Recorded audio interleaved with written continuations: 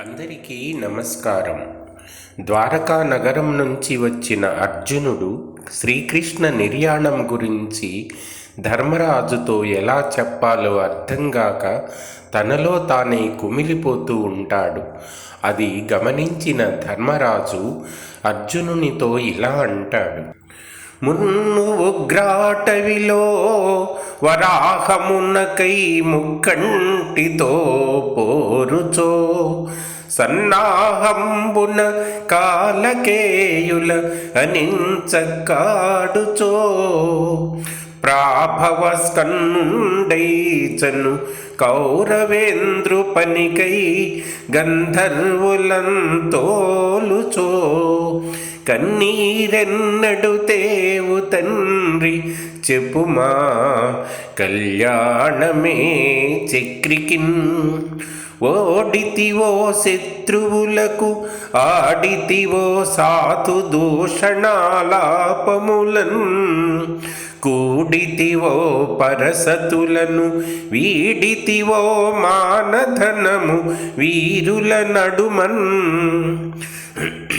తప్పితివో ఇచ్చెదనని చెప్పితివో కపట సాక్షి చేసిన మేలున్ తప్పితివో శరణార్థుల రొప్పితివో ద్విజుల పశుల రోగుల సతులన్ అడిచితివో భూసురులను కుడిచితివో బాల వృద్ధ గురువులు వెలిగా విడిచితివో ఆశ్రితులను ముడిచితివో పరుల విత్తములు లోభమునన్ అని ధర్మరాజు అడగగానే అర్జునుడు కన్నీరు మున్నీరుగా విలపిస్తూ ఇలా అంటాడు: మన సారథి మన సచివుడు మన వీయము మన సఖుండు మన బాంధవుడు మన విభుడు గురుడు దేవర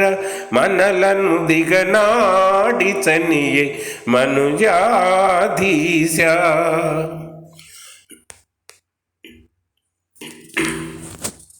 ఇలాంటి సన్నివేశమే ఉత్తర రామాయణంలో మనకు కనిపిస్తుంది. సీతాదేవిని అడవిలో వదిలిపెట్టిన లక్ష్మణుడు చిన్నబోయిన ముఖంతో ఉండడం చూసి సీతాదేవి అంటుంది: ఏమి లక్ష్మణ నేడు నీ మోము చూడ విన్ననై ఉన్నదేటికి చిన్ను తరిగి అన్నదమ్ములు కుశలురై ఉన్నవారే అంటూ అందరి క్షేమాన్ని ఆర్తితో అడుగుటయేగాక అడవులను తొల్లి ఇడుముల కుడుచునాడు శత్రు నివహంబుతో ఆజి సలుపునాడు కోళ రావణు శక్తి చేకూల్చునాడు బన్న మందవు నేడేల విన్నదనము అన్న అనేక దీనదశలు ఆనిన వేళనైనా నీవు మున్నెన్నడూ ఇంత వంత వహించవు అంటుంది సీతా మహాసాధ్వి. అనేక దీనదశలు అన్న కవి మాటకు విశ్లేషణే ఈ పద్యంలోని 4 పాదాలు.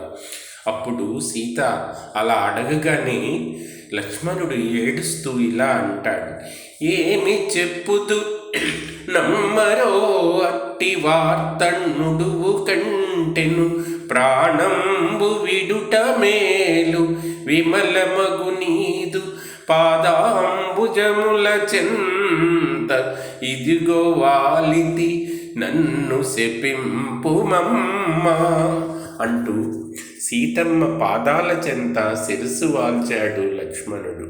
సన్నివేశం వేరువేరుగా ఉన్న సందర్భం ఒక్కటే. ధన్యవాదాలు.